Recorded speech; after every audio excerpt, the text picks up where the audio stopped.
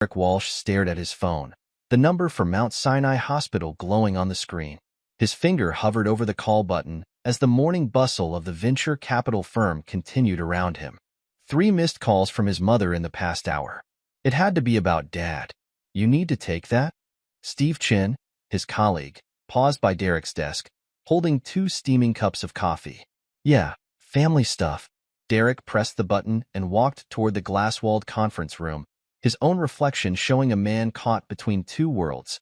Suit, carefully styled dark hair, and worried eyes that belonged more to a son than a rising star in venture capital. The news hit him like a physical blow. Richard Walsh, the stubborn titan of Walsh Industries, had suffered a major heart attack. Derek's mother's voice cracked as she spoke. He's stable, but... Derek, the doctors say he needs to step back. The business. Mom, there are people who can run the company. Professional CEOs who...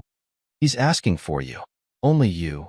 Derek closed his eyes, remembering countless dinner conversations where his father had tried to groom him for succession and how he'd chosen a different path. I'll be there in an hour. The hospital room smelled of antiseptic and defeat. Richard Walsh, usually commanding in his tailored suits, lay vulnerable in a medical gown. Monitors beeped steadily, marking time like a metronome of mortality. The quarterly reports, Richard mumbled, trying to sit up. The Miller contract needs... Dad, stop. Derek moved closer, noting how his father's normally ruddy complexion had faded to gray. You need to rest. The company's bleeding money, son. 3/4 of losses. The bank's threatening to call in loans. Richard's hand trembled as he reached for Derek's sleeve. I built that company from nothing. 30 years. Your grandfather's legacy. I can't watch it die. Derek's wife Melissa arrived that evening, her legal briefs forgotten in her bag as she took in the scene. Her dark hair was pulled back in a severe bun, her litigation face firmly in place. What did the doctors say? Complete rest. No work. No stress. Derek ran his fingers through his hair. The company's in worse shape than he let on. We could lose everything. Melissa's hand found his, her wedding ring cool against his palm. You built 2 successful startups in VC. You know how to turn things around. I can't just leave the firm. We're in the middle of 3 major deals. You can't abandon your father either. Melissa's voice softened. Remember what you told me when we first met? About wanting to build something real, not just move money around. The memory hit him. Their first date, both young and ambitious, sharing dreams over expensive wine. He'd confessed his guilt about disappointing his father, choosing finance over manufacturing. That night, Derek sat in his father's office at Walsh Industries, surrounded by decades of history. Manufacturing awards gathered dust on shelves. Employee photos yellowed in their frames. The latest financial reports painted a grim picture. Outdated equipment, rising costs, falling orders. Margaret Chin, his father's executive assistant for 20 years, brought him coffee in a chipped company mug.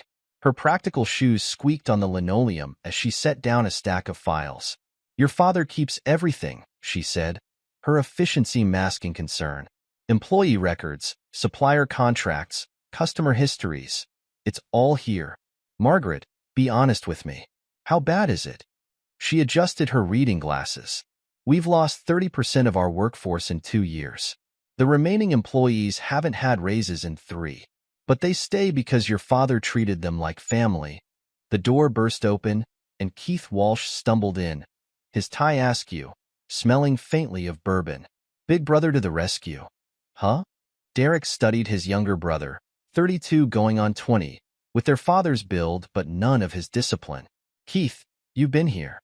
Why didn't you tell me how serious it was?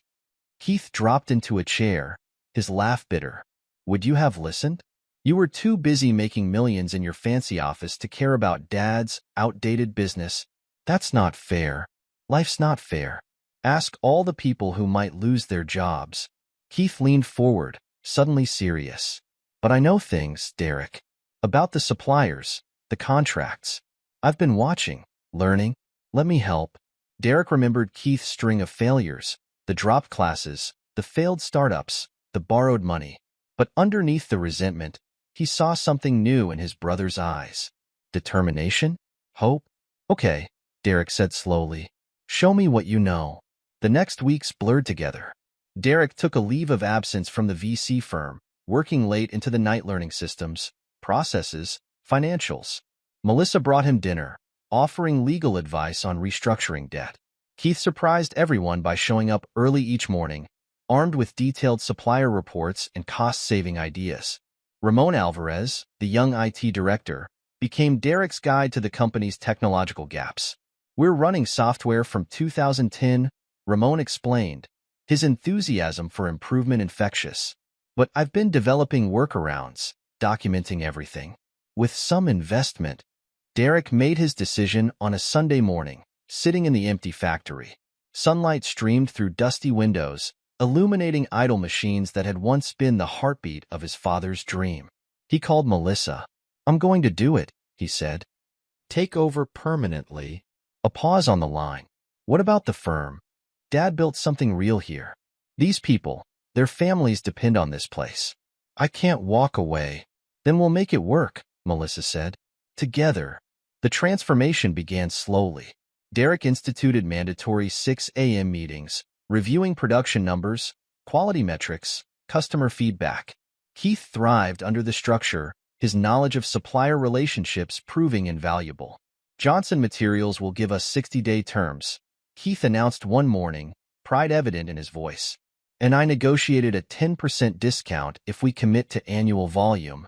Derek found himself truly seeing his brother for the first time. Not as the family screw-up, but as someone hungry to prove himself. Their shared mission began healing decades of distance. Margaret Chen became Derek's anchor, her institutional knowledge illuminating blind spots. Your father always said customer trust takes years to build, minutes to lose, she reminded him, pointing out patterns in order histories that suggested opportunities. Ramon's technological overhaul started with basic systems, inventory management, production scheduling, quality control. We're building the foundation, he explained, his desk covered in programming manuals. Then we can innovate. The employees watched cautiously at first, years of decline making them wary of change. Derek worked alongside them, learning each operation, memorizing names, asking questions. He instituted open-door Fridays, where anyone could bring concerns directly to him. Sarah Martinez, a line supervisor with 30 years' experience, tested him early. We need new safety guards on the forming machines, she declared. Your father always said next quarter. Derek inspected the equipment himself. The next day, he ordered the upgrades. Word spread quickly. The new boss listened. But success demanded sacrifice. Derek missed his and Melissa's anniversary, buried in negotiations with the bank. Her birthday dinner grew cold as he handled a supplier crisis. Date nights became strategy sessions, their apartment filled with spreadsheets and market reports. I'm sorry, he said one night, finding her asleep on the couch, surrounded by legal documents. This isn't what you signed up for. Melissa stirred, her smile tired but genuine. I signed up for you. Besides, someone needs to keep your brother from signing contracts without legal review. Her relationship with Keith evolved too. They often worked late, going over supplier agreements, regulatory compliance, union negotiations. He's smarter than people give him credit for, Melissa observed. He just needed direction. The first quarter under Derek's leadership still showed a loss, but smaller than before. The second quarter saw layoffs prevented through efficiency improvements. By month 8, they secured their first major new customer in 3 years. Richard Walsh watched from home, his recovery slow but steady. You're doing things differently, he noted during a Sunday visit, studying production reports. Not how I would have handled it. Dad, let me finish. Richard set down the papers. You're doing them better. The numbers don't lie. That validation, reluctant but real, meant more than any venture capital success. Derek began to understand what his father had known all along. The true value of building something tangible, of creating jobs, of seeing physical proof of your work leaving the factory floor. Yet even as Walsh Industries stabilized, subtle undercurrents moved beneath the surface. Margaret's concerned glances when Keith and Melissa worked late. Ramon's quiet warnings about unusual server access patterns. Richard's cryptic comments about real family and natural succession. But Derek remained focused on the mission, saving his father's legacy, protecting employees' livelihoods, and proving that trust placed in him wasn't misplaced. The price of achievement was steep, paid in missed moments and strained relationships, but he believed the foundation being built would be worth every sacrifice. He couldn't know that the very foundation he labored to strengthen was being undermined by those closest to him, or that trust freely given could become a weapon in the wrong hands. For now, he was a son honoring his father, a brother rebuilding bonds, and a husband grateful for understanding. The storms gathering on the horizon remained invisible, masked by the brilliant sunset of apparent success. Chapter 2. The Quiet Before. 5 years passed like water through closed fingers, fast, fluid, impossible to hold. Walsh Industries had grown from a struggling family business into a regional powerhouse. Its transformation featured in industry magazines and business school case studies. The company's headquarters now occupied a renovated historic building downtown, its brick facade maintaining character while its interior hummed with modern efficiency. Derek's office, once his father's dim cave of paper files, now served as a testament to sustainable manufacturing leadership. The European delegation arrives tomorrow, Margaret Chin reported, organizing briefing documents. Her role had evolved far beyond executive assistant. She was now Derek's chief advisor, her understanding of the company's DNA proving invaluable in navigating growth. "Walk me through the numbers again," Derek requested, studying the presentation materials. The modern conference room overlooked the original Walsh factory, a view he'd deliberately chosen to maintain perspective. Margaret adjusted her glasses. Third quarter shows revenue triple what it was 5 years ago. Sustainable manufacturing initiatives have cut costs 28%. Employee retention at 92%, highest in the industry. And the new profit-sharing structure? Ready to announce at next month's anniversary celebration. Margaret paused, choosing her words carefully. Though some board members have concerns, Derek knew which board members she meant.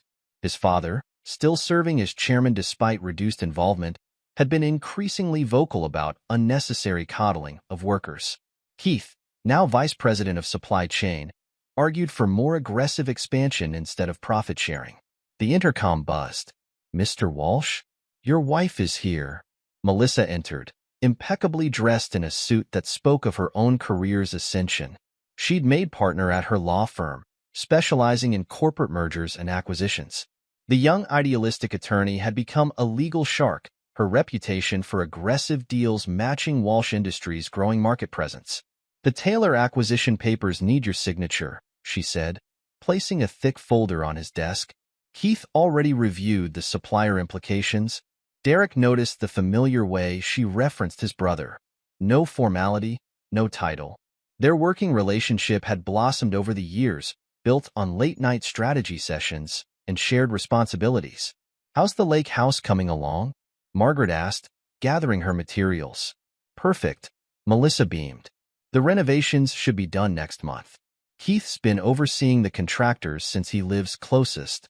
After Margaret left, Melissa perched on Derek's desk, her perfume carrying memories of simpler times. "We should start trying." "Trying? For a baby. The business is stable, we're not getting younger and—" She touched his hand. "I want a family with you."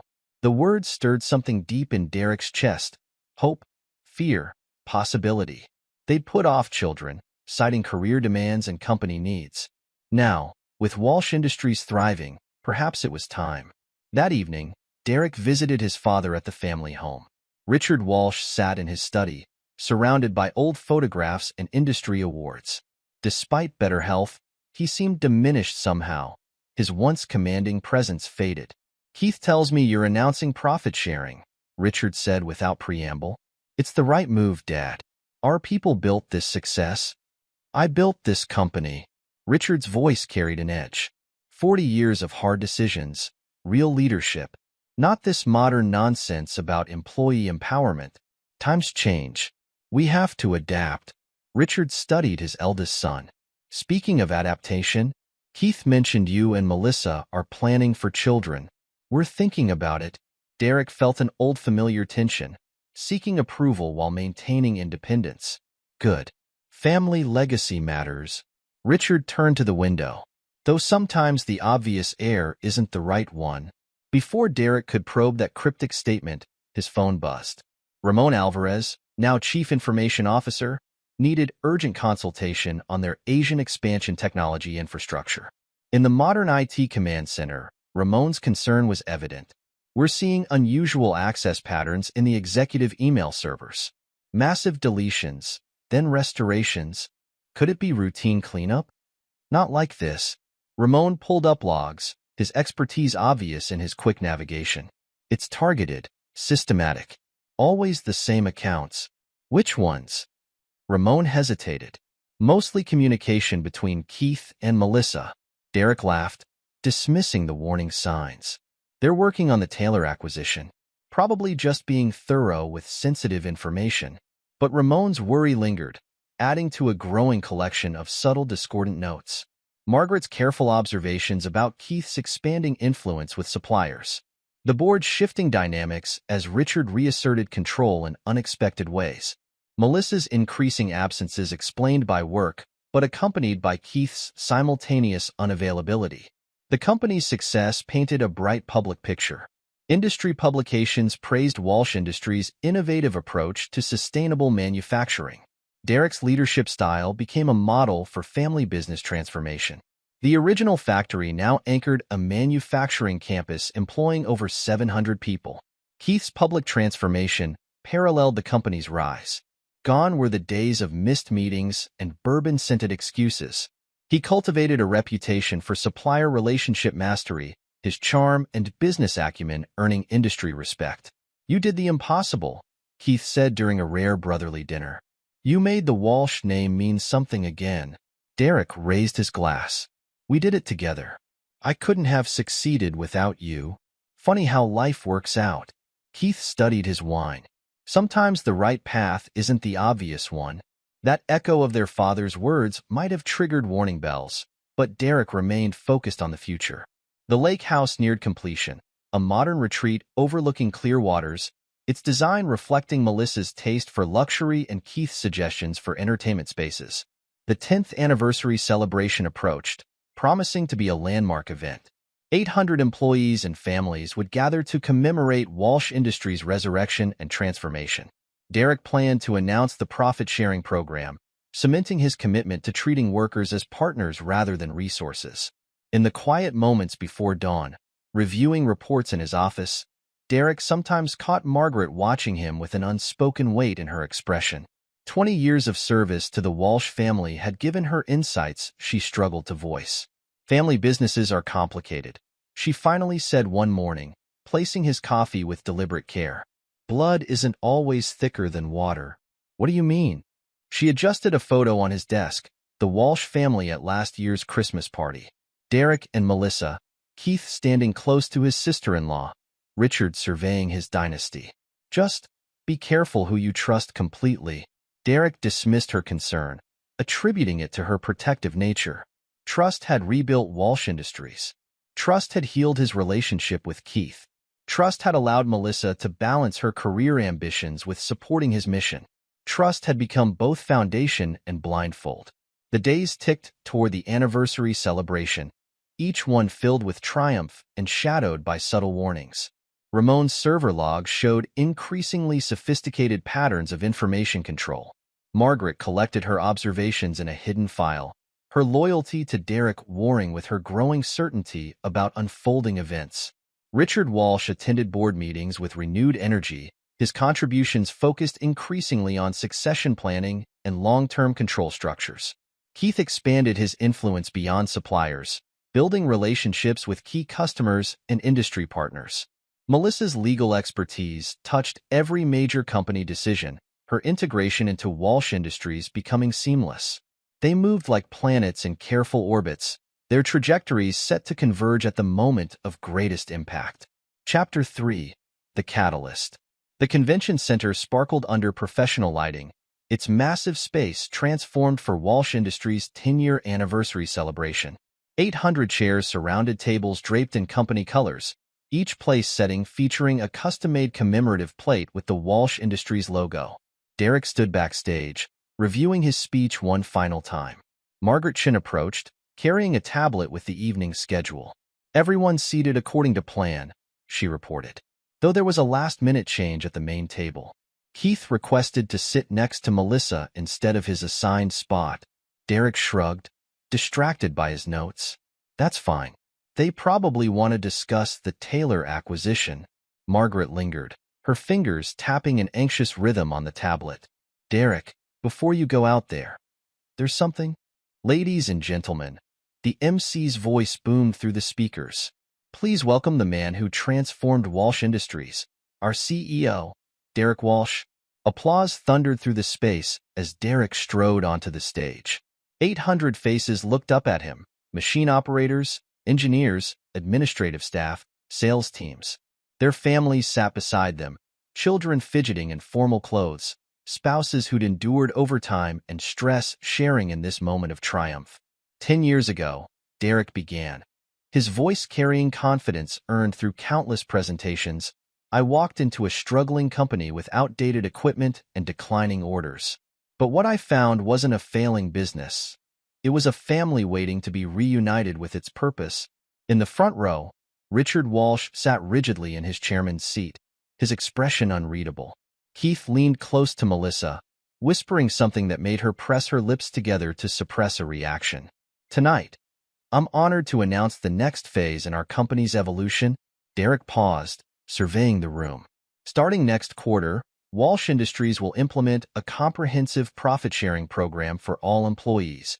The room erupted in cheers and applause, except for 3 people at the main table. Derek watched as his father's face hardened, Keith's fingers tightened around his water glass, and Melissa's practiced lawyer's mask slipped to reveal something closer to contempt.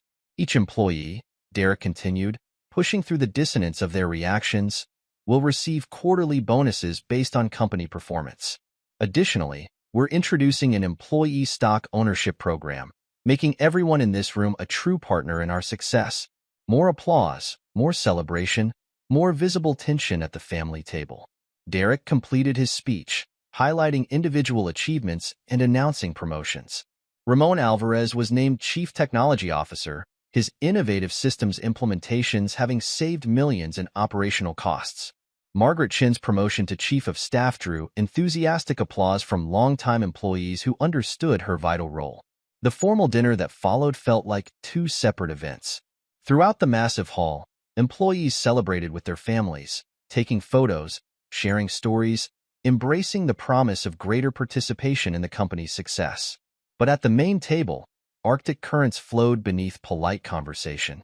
"Interesting decision," Richard Walsh said, cutting his steak with precise movements. "Making major structural changes without board approval."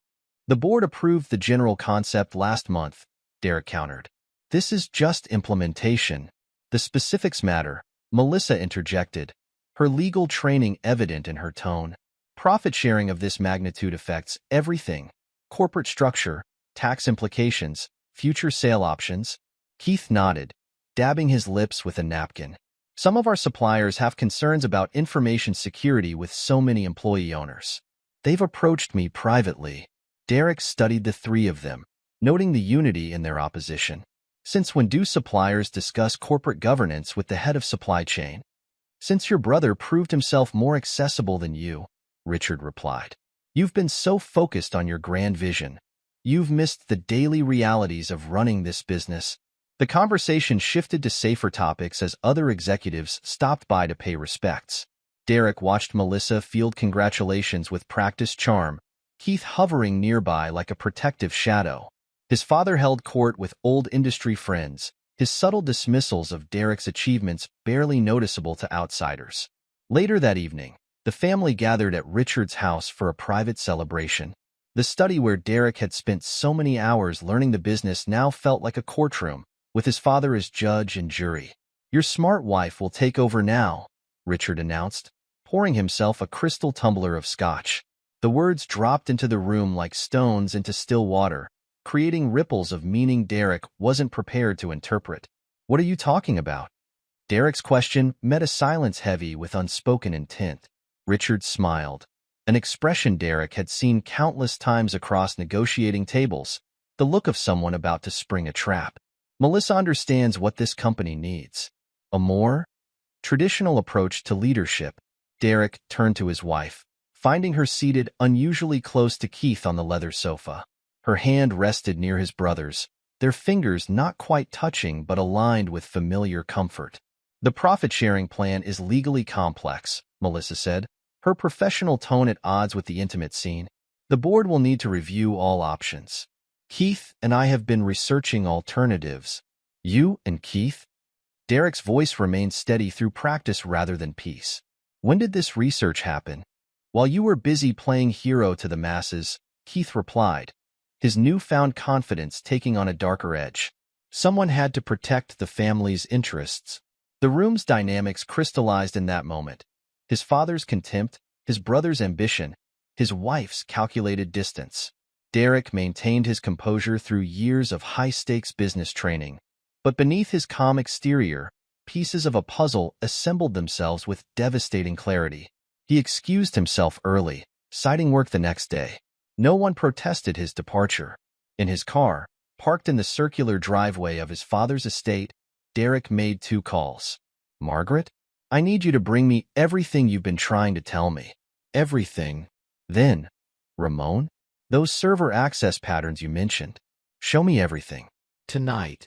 The catalyst had been revealed, but its full chain reaction remained hidden. Derek drove home through quiet streets, his mind racing not with anger or betrayal, but with the same analytical focus that had saved Walsh Industries a decade ago. He had built something betrayal couldn't destroy. Now he needed to understand exactly what form that betrayal would take. The night air carried a hint of autumn, a reminder that seasons change, relationships evolve, and trust, once broken, reveals foundations built on sand. But Derek Walsh had experience rebuilding foundations. He'd done it once with his father's company. He could do it again with his own legacy. The real work was just beginning. Chapter 4. Unraveling. Derek's home office buzzed with tension as Margaret Chin and Ramon Alvarez arrived just before midnight.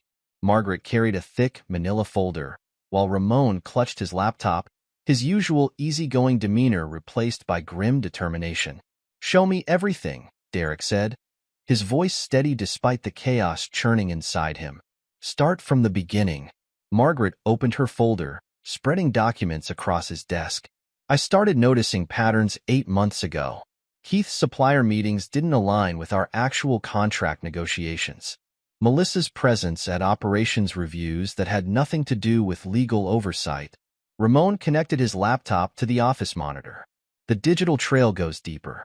They used private email servers, but the metadata tells a story. His fingers flew across the keyboard, pulling up logs and timestamps. Look at these deletion patterns, systematic erasure followed by selective restoration. They were covering their tracks, but not well enough. Derek studied the evidence with the same analytical focus he'd once applied to venture capital deals. Email timestamps showed late-night communications between Keith and Melissa dating back 2 years. Security footage revealed them leaving the office together at odd hours, their body language speaking volumes. There's more, Margaret said softly, sliding forward a document bearing his father's letterhead. Richard has been meeting with the board members individually, focusing on succession planning. But only when you're traveling. The pieces clicked together with brutal clarity. His father's strange comments about obvious heirs and natural succession, Keith's transformed reputation in the industry, Melissa's increasing integration into company operations. I need proof, Derek said, not just suspicions. Something concrete. Ramon hesitated, then opened another file. They were careful with written communications, but they slipped up last month. I recovered this from the server backup. The email appeared on screen. A message from Melissa to Keith, composed at 3 a.m. Our says everything's ready.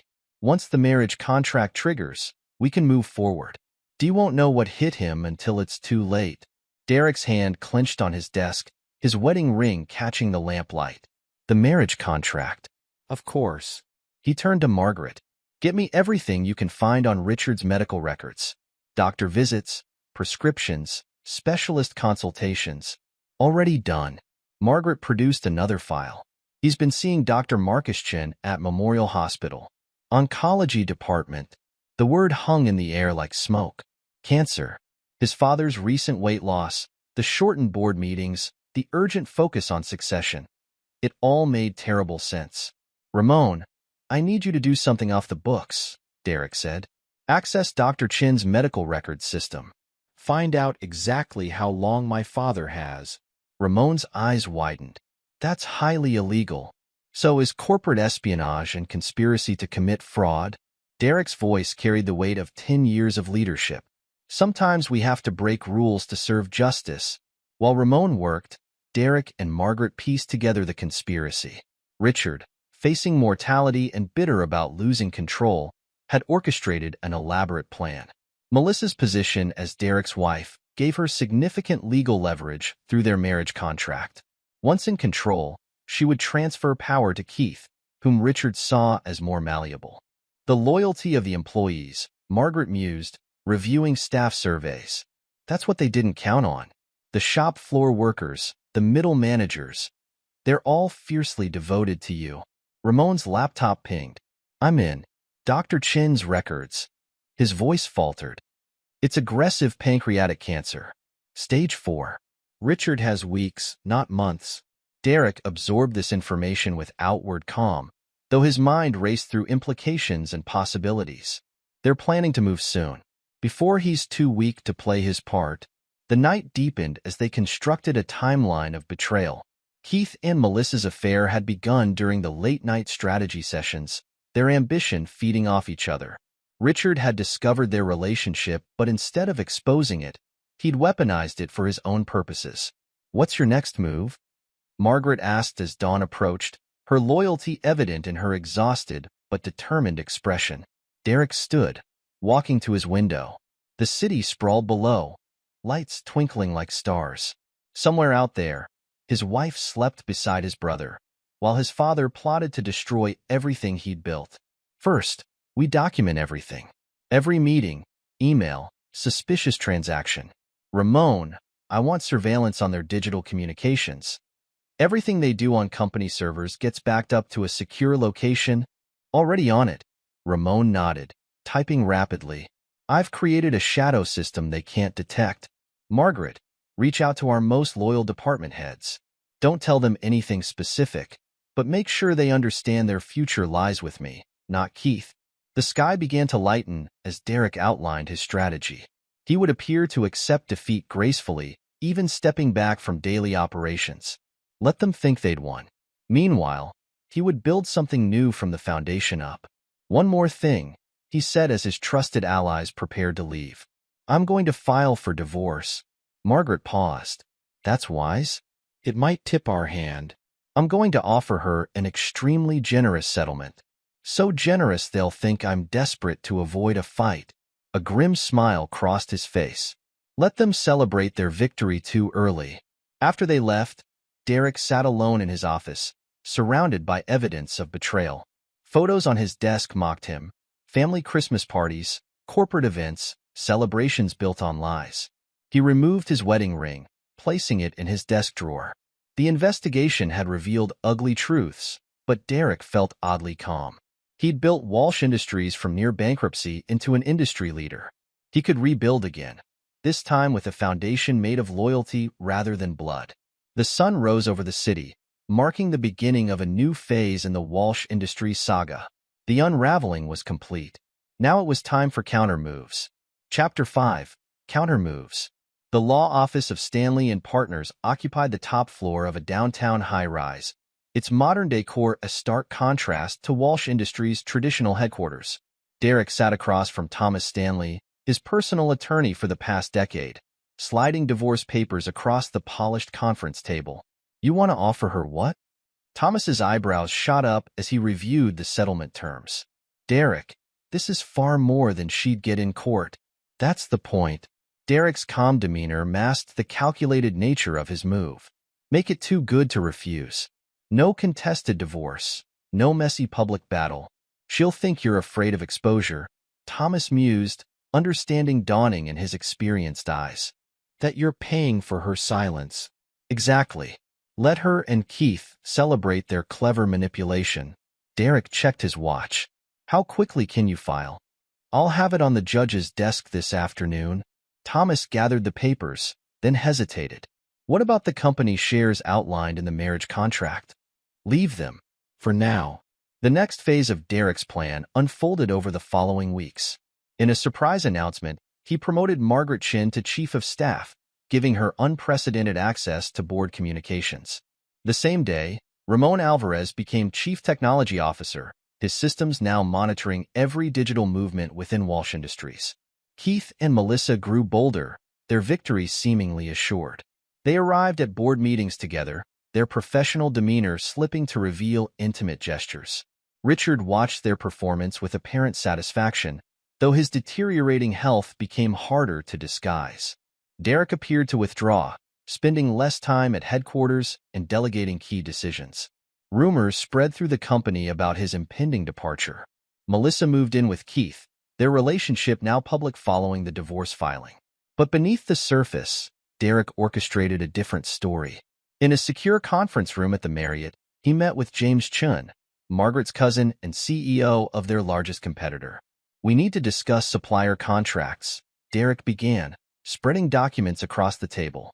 Risky move, James observed. Keith thinks he controls those relationships. He thinks a lot of things. Derek outlined his proposal, exclusive agreements with key suppliers, backdated to appear routine. Your company benefits in the short term, we benefit in the long term. Similar meetings took place across the city. Ramon's tech industry connections yielded a stream of top talent, quietly hired and positioned throughout Walsh Industries. Margaret's decades of relationships with employees ensured loyalty remained with Derek rather than his would-be usurpers. The most crucial meeting happened in a private hospital room, where Derek confronted Dr. Marcus Chun about his father's prognosis. Richard has weeks at most, Dr. Chun confirmed, reviewing medical charts. The cancer is aggressive. He's refused further treatment, and his mental state? Increasingly affected by pain medication and disease progression. Dr. Chun met Derek's gaze. If you're asking about his competency to make business decisions, Derek left with signed medical opinions that would prove invaluable. Meanwhile, Keith and Melissa grew increasingly confident. They began redecorating the executive offices, making plans for their vision of Walsh Industries' future. The profit-sharing program will be the first thing to go, Keith announced during a management meeting, not bothering to wait for Derek's departure. We need to streamline operations, focus on shareholder value. Melissa added her legal perspective.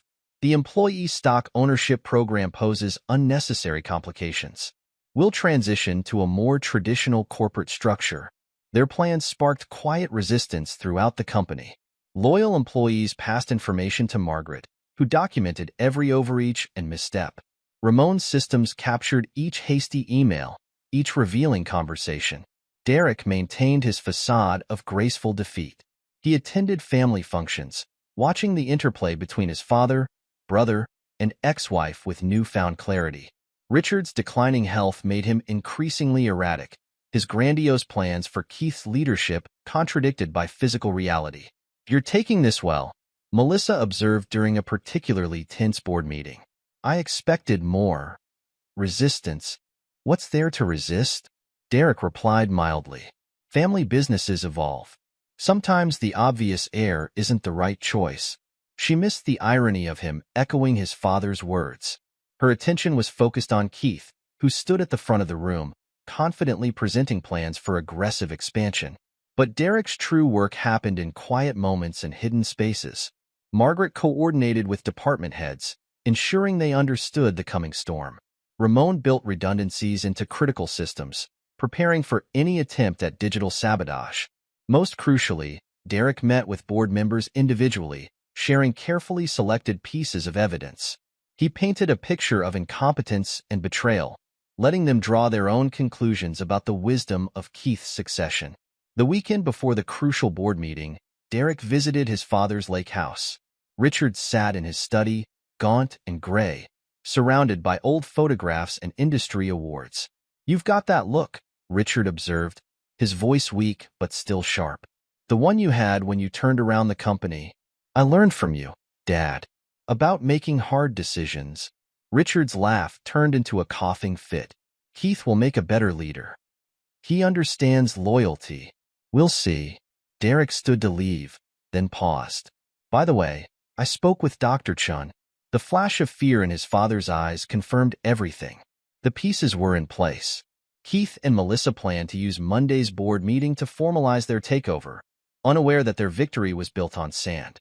Derek spent Sunday reviewing his evidence with Thomas Stanley, ensuring each revelation would have maximum impact. It's not just about winning, Derek explained. It's about making sure they can never threaten what I've built again. Monday dawned clear and bright. Derek arrived early at Walsh Industries headquarters, nodding to security guards and maintenance staff who had no idea they were about to witness corporate history. In his office, he opened his desk drawer and removed his old wedding ring. The gold band represented years of trust and betrayal, love twisted into ambition. He placed it in an envelope addressed to Melissa. The storm was about to break. Chapter 6. The Storm. The Walsh Industries boardroom filled early Monday morning, its leather chairs occupied by people unaware they were about to witness the systematic destruction of a family dynasty. Richard Walsh sat at the head of the table, his illness hidden beneath an expensive suit and decades of corporate authority. Keith and Melissa arrived together, their matching confident smiles suggesting victory was assured. Derek entered last, carrying a slim briefcase that contained the culmination of weeks of preparation. Margaret Chun and Ramon Alvarez flanked him, each carrying tablets loaded with devastating evidence. Before we begin, Derek said quietly, I'd like to make a presentation. Keith's smile widened. Of course, brother. A farewell speech? Derek opened his briefcase and removed a stack of photos. Actually, I want to discuss family values. He began distributing the images, surveillance photos showing Keith and Melissa in intimate moments spanning 2 years. Specifically, the value of loyalty. The boardroom temperature seemed to drop 10 degrees. Melissa's professional mask cracked slightly, while Keith's face flushed red. This is inappropriate, Richard interrupted, his voice weaker than he probably intended. We're here to discuss succession planning. Oh, we'll get to that. Derek nodded to Ramon, who connected his tablet to the room's display system. But first, let's talk about Keith's abandoned family. The screen filled with documents, birth certificates, child support papers, divorce proceedings. My brother has 3 children he hasn't seen in 6 years. He owes over $100,000 in back support. Is this the man you want leading a family company? Keith stood up so quickly his chair toppled backward. This is ridiculous. A personal attack because you can't handle losing control. Losing control? Derek's voice remained measured. Margaret, please share the supplier analysis. Margaret distributed detailed reports showing systematic problems with Keith's management. Major accounts were underperforming, costs had skyrocketed, and several key clients were preparing to jump ship. This isn't just about personal failings, Derek continued. It's about competence. Or rather, the complete lack of it. Melissa attempted damage control, her legal training evident in her measured tone. These allegations are baseless. As counsel, I must advise. You're not counsel anymore, Derek cut in. Ramon pulled up new documents on the screen. Internal communications from Melissa's law firm revealing serious ethical violations. The Bar Association received these records this morning. Malpractice, client fund mismanagement, falsified billable hours. The blood drained from Melissa's face as she recognized her own emails, messages she thought permanently deleted. You can't prove. I can prove everything. Derek turned to the board members, his voice carrying the weight of absolute certainty. They planned to use the marriage contract to seize control, then transfer power to Keith. All orchestrated by a man too sick to make rational decisions. Richard struggled to stand, anger overriding his weakness. How dare you question Ma? Dr. Marcus Chin's medical records, Derek announced, producing another document. Stage 4 pancreatic cancer. Heavy pain medication affecting cognitive function. A prognosis of weeks, not months. The boardroom erupted in chaos. Keith lunged across the table, but security guards, quietly positioned by Margaret, restrained him. Melissa began frantically texting, only to find her phone disconnected from the company servers. Richard Walsh, the once mighty patriarch, seemed to physically shrink in his chair. You don't understand, he wheezed. Keith would preserve my vision. You're too independent, too willing to change things. Change built this company, Derek replied. Innovation saved it from bankruptcy. Employee loyalty made it strong. He addressed the board directly. You have a choice. Continue with a succession plan based on lies and manipulation, or stand with the leadership that transformed Walsh Industries. The vote was unanimous. Richard was removed as chairman, his medical condition making the decision legally unassailable. Keith was terminated for cause, his corporate access revoked before he left the room. Melissa's position as corporate counsel was eliminated. But Derek wasn't finished. As Keith and Melissa were escorted from the building, Ramon implemented system-wide security protocols, locking them out of every digital asset. Margaret's network of loyal employees began executing predetermined orders, changing locks, securing documents, and notifying key clients of the transition. The professional destruction was complete, but the personal devastation continued. Derek had arranged for Keith's ex-wife and children to receive evidence of his affair and financial deceptions. Melissa's law firm partners were already reviewing the proof of her ethical violations. Richard Walsh left the boardroom a broken man, his carefully constructed legacy in ruins. The father who had chosen manipulation over trust, control over competence, would spend his final weeks watching his schemes crumble. Derek remained in the boardroom after everyone left, surrounded by the evidence of betrayal and its consequences. Margaret and Ramon stayed with him, their loyalty proven beyond doubt. What now? Margaret asked softly. Now we rebuild. Again. Derek gathered the documents that had destroyed his family but saved his company. First, we shore up confidence with our major clients. Margaret, schedule personal visits with our top 10 accounts. Ramon, implement the security upgrades we discussed. Security teams swept through the executive offices, removing personal items belonging to Keith and Melissa. Their grandiose plans for redesign would never materialize. Instead, their spaces would be converted into collaborative workspaces for the employee committees they had planned to eliminate. Derek spent the afternoon meeting with department heads, reassuring them about the company's stability and direction. The profit-sharing program would proceed as announced. The employee stock ownership plan remained intact. Your positions are secure, he told the assembled managers. In fact, we're expanding opportunities for advancement. Loyalty and competence will always be rewarded at Walsh Industries. In the IT department, Ramon orchestrated a complete overhaul of company communications.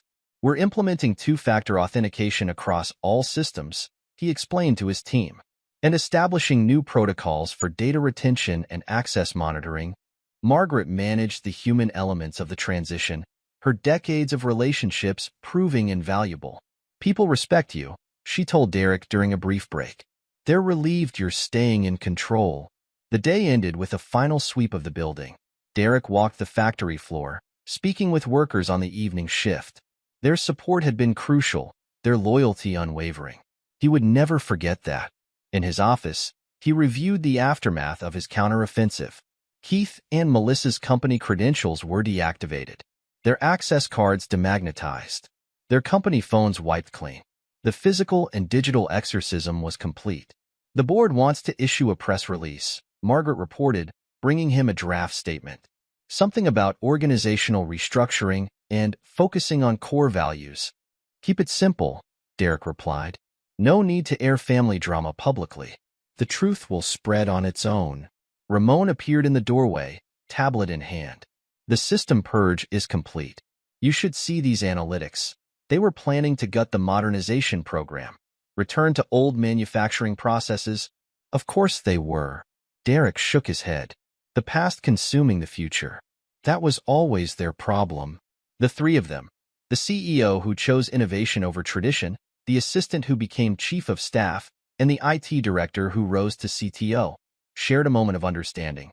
They had faced betrayal together and emerged stronger. Go home, Derek told them. Tomorrow we start rebuilding. After they left, he sat alone in his office, surrounded by the evidence of the day's devastation. The family photos were gone from his desk, replaced by production reports and client files. The personal had been excised, leaving only the professional. His phone buzzed, a message from Keith's ex-wife. acknowledging receipt of the evidence package. Another from Melissa's law firm partners, confirming emergency meetings about her conduct. A brief update about Richard, who had been admitted to the hospital following the board meeting. The storm had passed, leaving destruction and clarity in its wake. Walsh Industries would survive, transformed but intact. The price of betrayal had been paid in full measure. Derek powered down his computer and gathered his things. Tomorrow would bring new challenges, new opportunities to build rather than destroy. The lesson of trust and betrayal had been learned at great cost. The security guard nodded as Derek left the building. "Good night, Mr. Walsh." "Good night, Jack," Derek replied, heading toward his car in the empty parking lot. The company he had saved twice, first from bankruptcy, then from betrayal, stood solid behind him, its lights glowing against the night sky. The game of corporate chess was over. All the pieces had moved exactly as planned.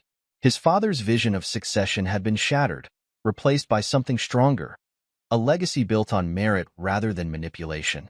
Derek drove home through quiet streets, leaving behind the wreckage of family ties and the triumph of professional execution. Act 2 had reached its conclusion, the fall of the conspirators complete.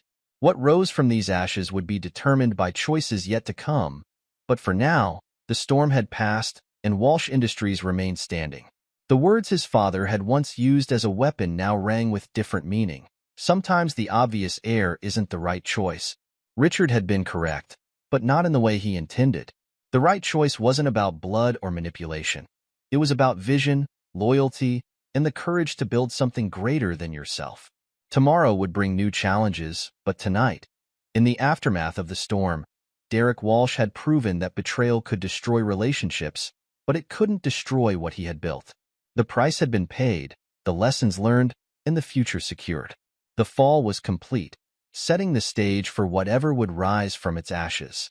Chapter 7. Consequences. The morning after the board meeting, Keith Walsh stood in his luxury apartment, watching movers pack up Melissa's belongings. Their dream of controlling Walsh Industries had shattered in less than 2 hours, leaving only bitter recriminations in its wake. "This is your fault," Melissa snapped, supervising the careful wrapping of her art collection. "If you'd managed those supplier relationships properly." "My fault?" Keith's laugh carried no humor. "Who was supposed to make the legal framework bulletproof? Some hotshot corporate lawyer you turned out to be?" A text message lit up Keith's phone, his oldest daughter. "I saw the evidence package. Don't contact us again." His hands shook as he deleted it, adding it to the growing list of closed doors. Across town, Walsh Industries hummed with renewed energy. Derek's executive assistant distributed a memo outlining the transition plan. Keith's access cards were deactivated, his parking space reassigned, his name removed from company letterhead. Margaret Chin, now chief of staff, orchestrated the dismantling of their influence with precise efficiency. "Transfer all of Keith's accounts to the regional managers," she instructed during the morning meeting. "Any communications from him or Melissa get routed directly to legal." In her corner office at Sterling and Reed Law, Melissa faced her own implosion. Senior partners crowded her conference room, their faces grim as they reviewed the evidence of her ethical violations. Client fund mismanagement, Howard Sterling read from the complaint. Falsified billable hours. Unauthorized disclosures of privileged information. He looked up, his mentorship replaced by professional judgment. "The Bar Association has already been notified." "I can't explain," Melissa began, but the words died as her computer screen went black, her phone disconnected, her credentials suspended. A decade of legal career vaporizing in minutes. Richard Walsh watched it all unfold from his hospital bed. Morphine dulling the physical pain, but not the psychological devastation. His oncologist reviewed test results that confirmed what Derek had revealed. Weeks, not months, remained. "I'd like to make some calls," Richard told his nurse, reaching for the phone. "I'm sorry, Mr. Walsh," she replied. "Your son Derek left instructions. No business calls without your new medical proxy present." The proxy, Derek had specified, was neither Keith nor Melissa, but Margaret Chin, the woman who had witnessed 30 years of Walsh family dynamics. Richard's final attempt at control slipped away like sand through his fingers. Keith's desperate scramble for support revealed the hollow nature of his industry relationships. Suppliers who had seemed like close friends now returned his calls with formal regrets. Clients cited contractual obligations to Walsh Industries. Country club memberships quietly lapsed. His ex-wife's lawyers pounced on the evidence of his affair and financial deceptions, filing motions to modify custody and support agreements. Bank accounts he thought hidden were frozen. Credit cards declined. The carefully constructed facade of success crumbled.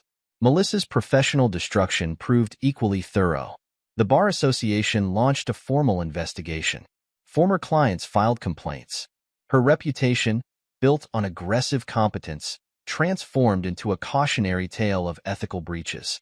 Their relationship, forged in ambition and secret meetings, couldn't survive the pressure. Each blamed the other for their downfall, their passionate affair cooling into bitter accusations. "I gave up everything for this," Melissa hissed during their final argument. "My marriage, my career, my reputation." "You gave up nothing," Keith retorted. "You tried to take everything and failed." "There's a difference." Derek watched their unraveling from a distance, neither participating nor preventing. He had set the consequences in motion. Now they played out with the inevitable gravity of natural law. Through shell companies and quiet negotiations, he acquired controlling interest in Sterling and Reed Law. The firm's dissolution began slowly, key partners departing, major clients transferring, assets redistributed. Melissa's professional home disappeared piece by piece. Keith's supplier network, once his claim to corporate value, turned toxic. Whispered warnings, shared concerns, polite declinations. The industry closed ranks, protecting itself from association with failure. Richard's final weeks played out in sterile hospital rooms, his dreams of dynastic control reduced to morphine-clouded memories. He drafted letters to Derek, attempting to explain, justify, apologize. Each returned unopened. Margaret supervised the removal of Richard's personal items from the chairman's office, preserving photos and memorabilia for the company archives. "Should we store these somewhere special?" she asked Derek. "The past belongs in the past," he replied, focusing on acquisition reports. The Walsh family splintered along fault lines exposed by betrayal. Holiday gatherings ceased. Wedding invitations went unacknowledged. Shared history disappeared under the weight of recent wounds. Keith's children blocked his numbers, his social media, his attempts at explanation. His ex-wife's lawyers circled like sharks, using his exposed deceptions to sever any remaining connections. Melissa's carefully curated social circle evaporated. Professional colleagues avoided association. Society friends discovered scheduling conflicts. The doors of influence and power closed silently but firmly. Their attempt to seize control of Walsh Industries had cost them everything: careers, relationships, reputations, futures.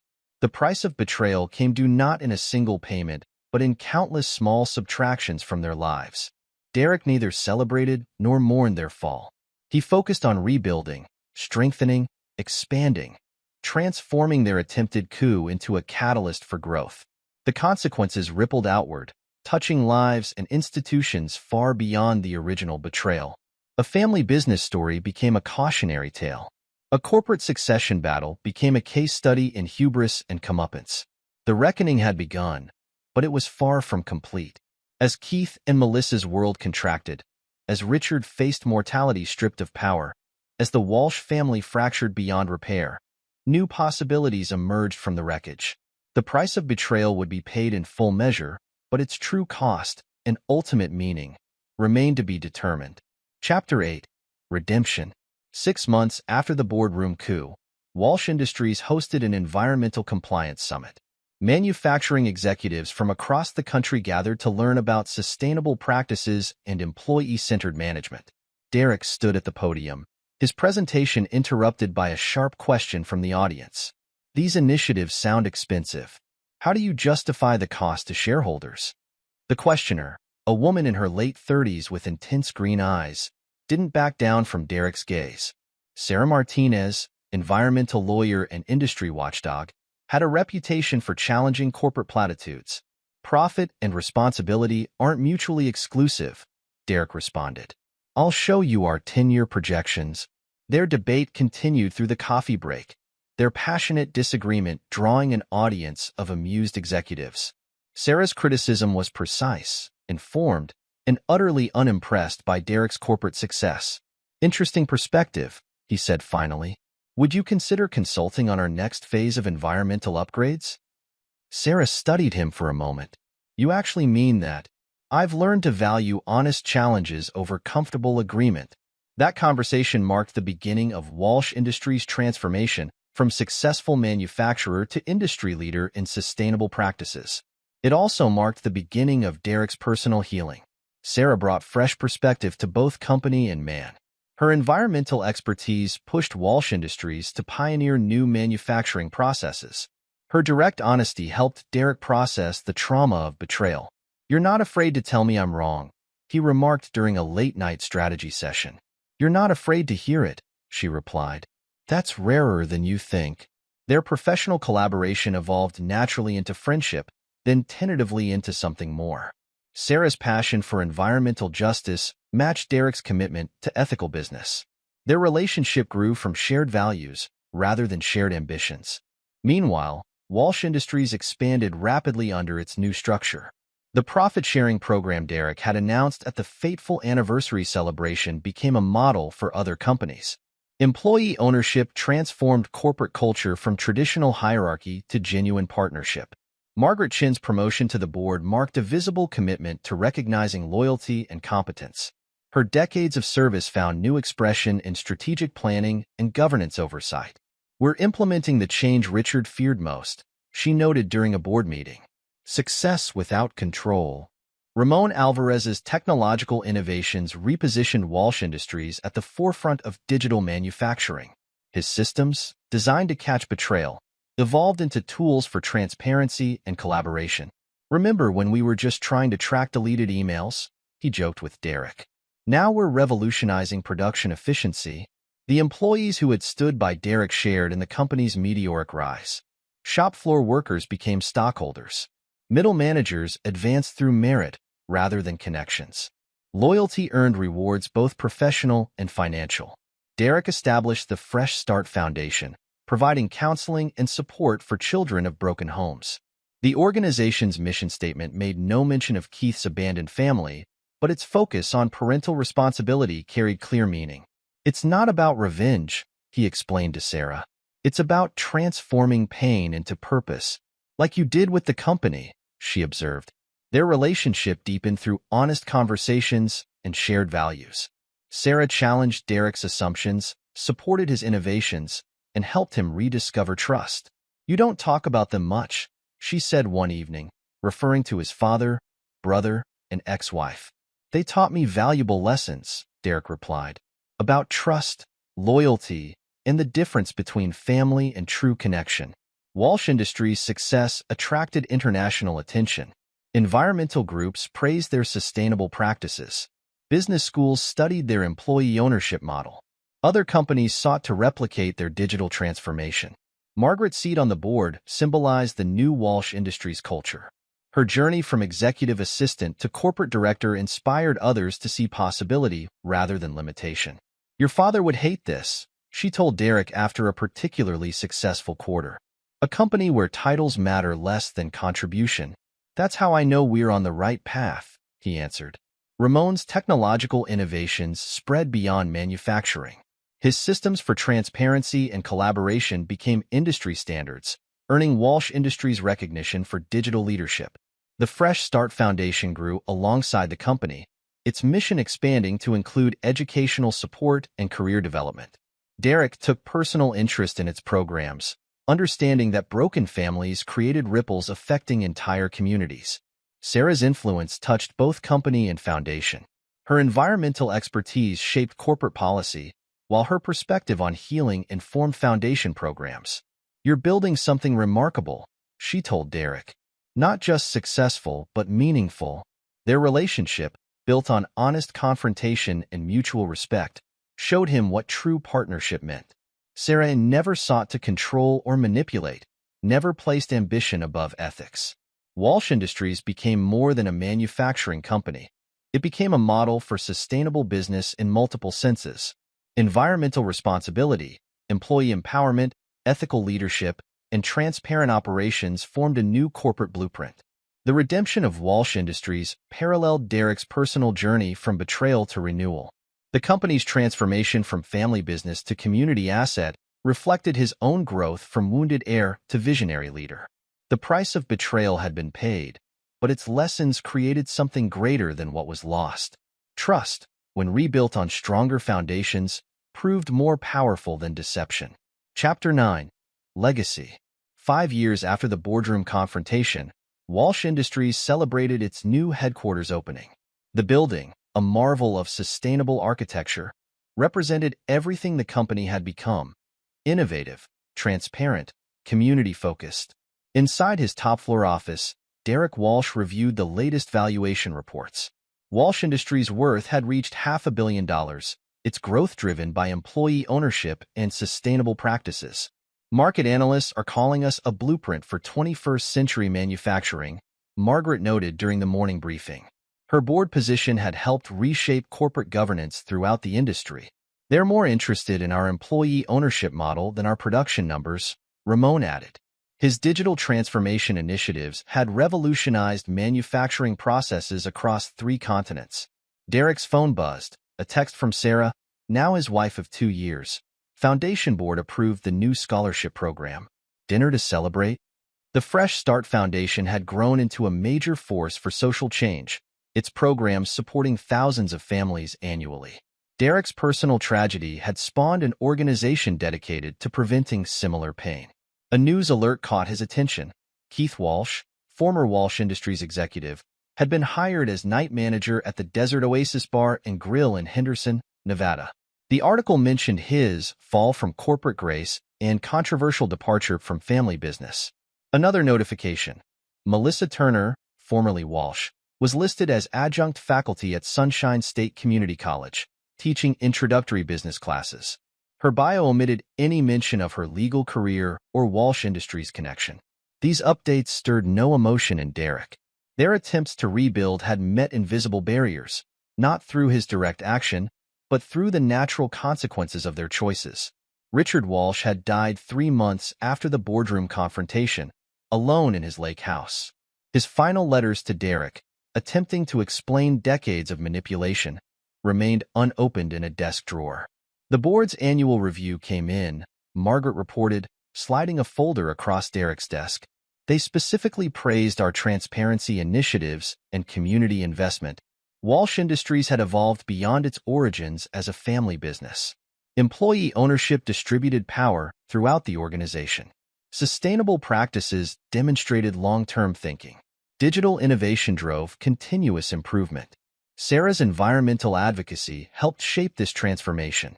Her challenge to corporate conventions had pushed Walsh Industries to pioneer new approaches to manufacturing. "Remember that first summit?" she asked Derek over dinner. "When you tried to convince me profit and responsibility could coexist?"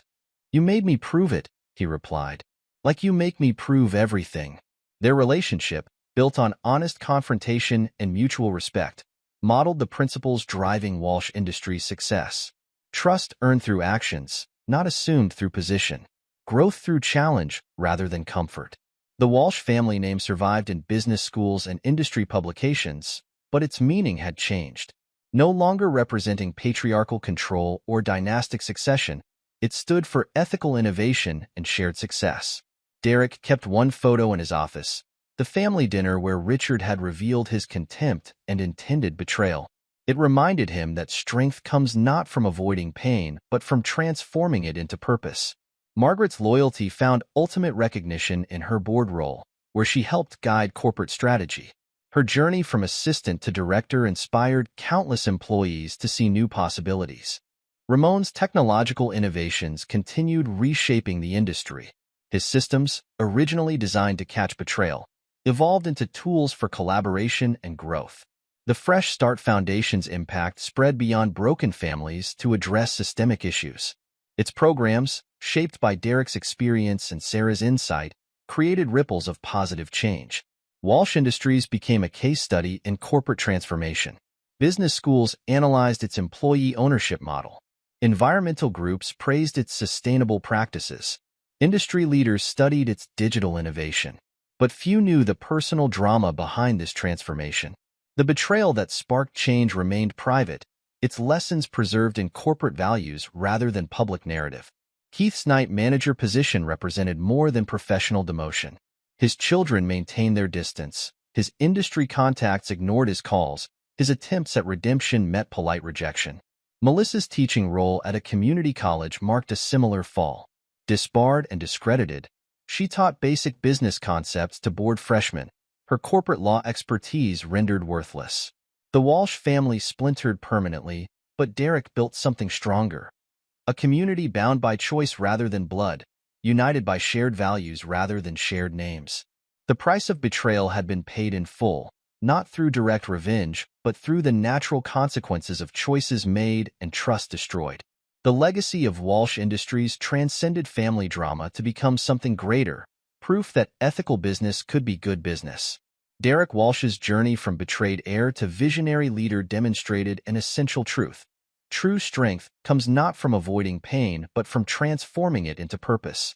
His legacy wasn't the destruction of those who betrayed him, but the creation of something they couldn't destroy.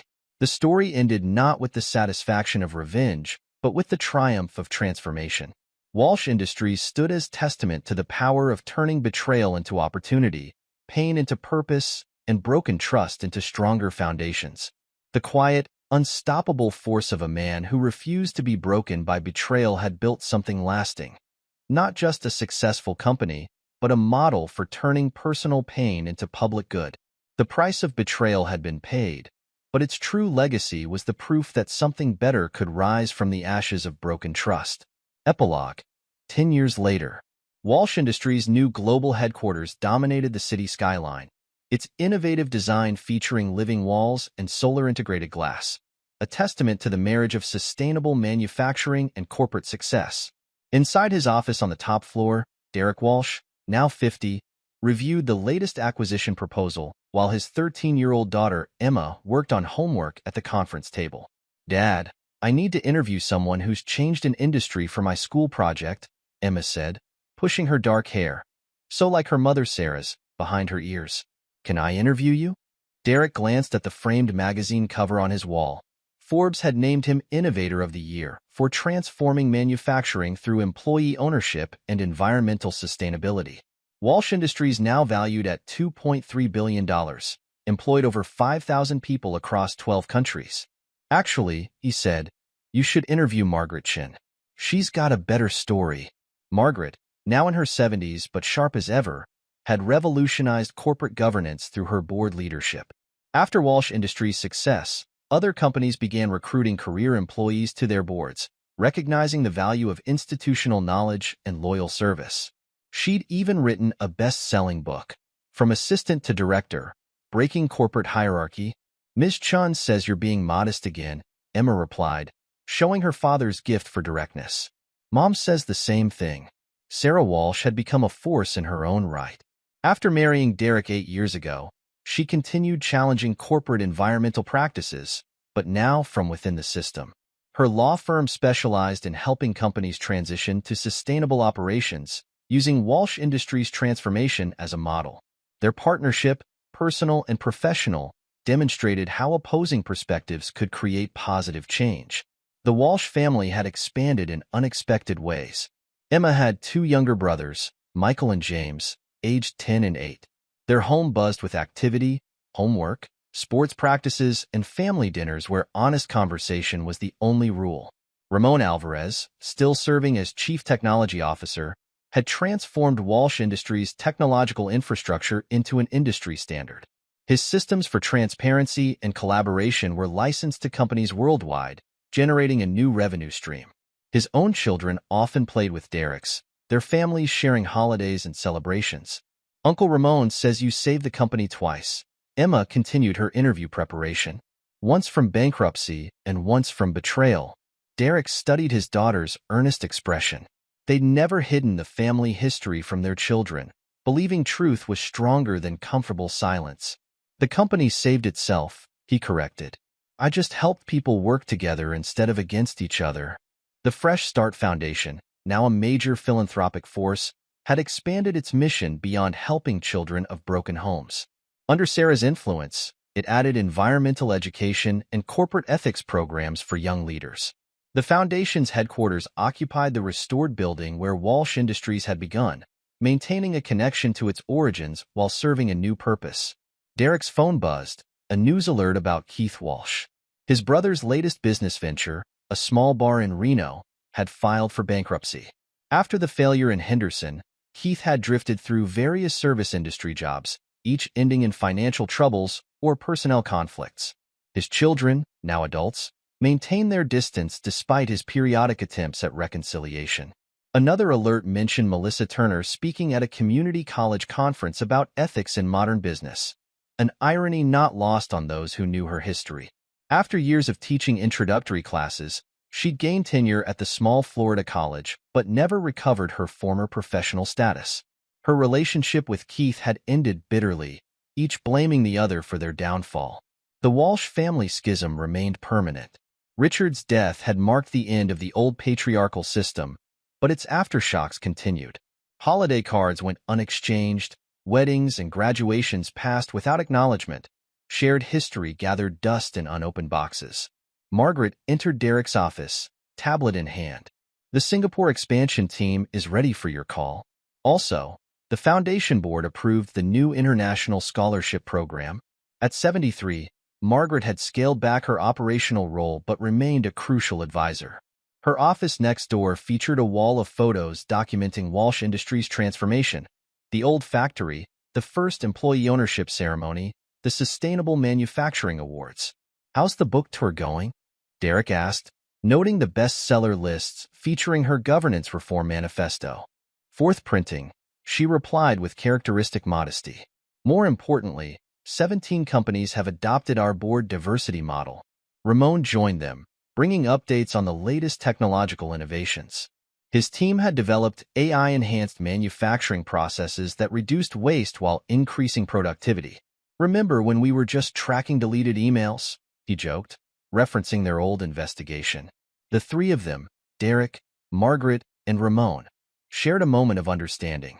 Their alliance, forged in crisis, had evolved into a partnership that transformed not just a company but an industry. Sarah arrived for their lunch meeting, her environmental law expertise now complementing Walsh Industries' sustainable practices. Their relationship, built on mutual challenge and respect, had deepened through years of personal and professional collaboration. "Emma wants to interview me for her school project," Derek told his wife. "About changing industries," Sarah smiled. "Tell her about the day we met, when I called your environmental policies corporate greenwashing." Their marriage illustrated Walsh Industries' new philosophy: progress through honest disagreement, strength through ethical choices, success through shared purpose. The company's transformation had ripple effects throughout the manufacturing sector. Employee ownership became a competitive advantage. Environmental sustainability proved profitable. Corporate governance evolved beyond traditional hierarchies. The Fresh Start Foundation's impact spread globally. Its programs helped thousands of families navigate breakdown and renewal. Corporate ethics workshops taught new leaders to value truth over expediency, collaboration over control. Derek kept 2 photos on his desk now. The old one from the fateful family dinner reminded him how betrayal sparked transformation. The new one showed his current family, Sarah, their children, Margaret, Ramon, and the extended Walsh Industries community, demonstrating how trust rebuilt could be stronger than trust inherited. Keith's life illustrated the opposite path. His attempts to rebuild consistently failed, not through active opposition, but through the natural consequences of broken trust. Industry contacts ignored his requests. Potential investors discovered his history. Each new venture collapsed under the weight of his past choices. Melissa's academic career plateaued at teaching basic business courses. Her attempts to publish or consult met polite rejection. The legal community's memory proved long, her ethical violations serving as cautionary tales in professional responsibility classes. The old Walsh family house stood empty. Richard's lake house sold to developers. Family photos yellowed in storage. Holiday traditions faded. Shared memories lost their power to wound or heal. But new traditions took root. The annual Walsh Industries family picnic drew thousands, employees, their families, community partners. Children played on grass where factory buildings once stood. Parents shared stories of the company's evolution. Longtime workers explained to newcomers how employee ownership worked. Emma finished her interview notes, looking up at her father. So the real story isn't about saving the company? No, Derek agreed. It's about building something stronger than betrayal. About turning pain into purpose, Sarah added, and about choosing the right kind of family.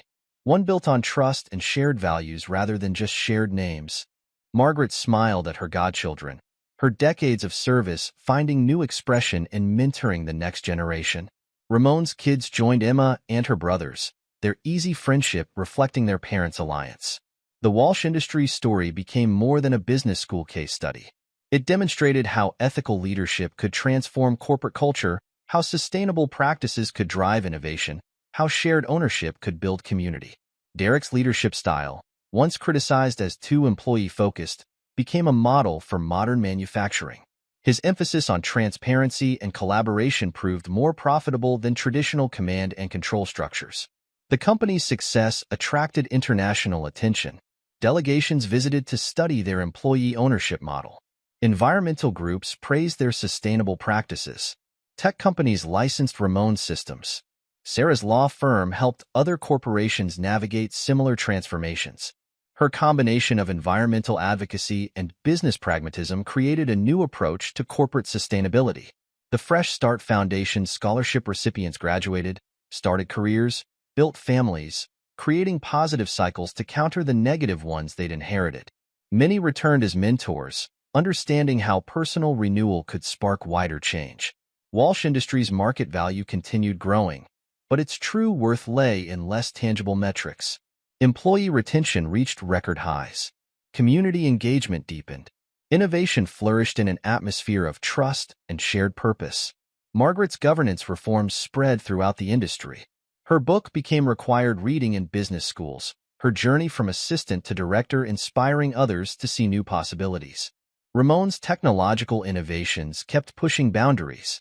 His focus on transparency and collaboration influenced software development across sectors, showing how tools designed to prevent betrayal could enable trust. The Walsh name evolved beyond its family business origins. In business circles, it represented ethical innovation and sustainable success. In manufacturing, it stood for employee empowerment and environmental responsibility. In philanthropy, it meant transforming personal pain into public good. Keith's decline continued, each failed venture adding to his bitter narrative of victimhood. His children built successful lives without him. His grandchildren knew him only through cautionary stories. Melissa's academic role hardened into permanent status, teaching introductory courses to uninterested students. Her attempts to reinvent herself met the immovable wall of her past choices. But Derek's family thrived. Emma showed Sarah's passion for environmental justice and Derek's gift for bringing people together. Her brothers developed their own interests, Michael in sustainable architecture, James in digital innovation. The company's growth reflected this family pattern. New initiatives built on established trust. Innovation emerged from collaboration. Success measured in more than monetary terms. Walsh Industries headquarters stood as a physical testament to this evolution. Solar panels and living walls demonstrated environmental commitment. Open floor plans encouraged collaboration. Community spaces hosted foundation programs. The old factory site, restored and repurposed, connected past to present. A museum detailed the company's transformation. Training centers taught sustainable manufacturing. Meeting spaces hosted community groups. Derek's office featured a wall of achievement, industry awards, environmental certifications, employee recognition. But his favorite display was simpler. Children's artwork from foundation programs, thank you notes from scholarship recipients, photos of employee owners' milestones. The price of betrayal had been paid in full, but its lessons created something greater than revenge. Walsh Industries proved that ethical business could be good business, that sustainable practices could drive profit, that shared success could heal personal wounds. 10 years after the corporate coup attempt, the true legacy emerged. Not the destruction of betrayers, but the construction of something they couldn't destroy. Trust rebuilt on stronger foundations. Success measured in lives improved. Family redefined through chosen bonds rather than blood ties. Derek Walsh's journey from betrayed heir to transformative leader demonstrated an essential truth. Real strength comes not from avoiding pain, but from transforming it into purpose. His legacy wasn't the fall of those who betrayed him, but the rise of something greater from the ashes of broken trust. The epilogue to the Walsh Industries story wasn't written in stock prices or market share, but in thousands of individual stories, employees becoming owners, families finding support, communities growing stronger. The quiet, unstoppable force of ethical leadership had built something lasting. Proof that doing good could be good business, that personal pain could serve public purpose, that betrayal's price could purchase something more valuable than revenge. This is where our story comes to an end. Share your thoughts in the comments section. Thanks for your time. If you enjoy this story, please subscribe to this channel. Click on the video you see on the screen, and I will see you there.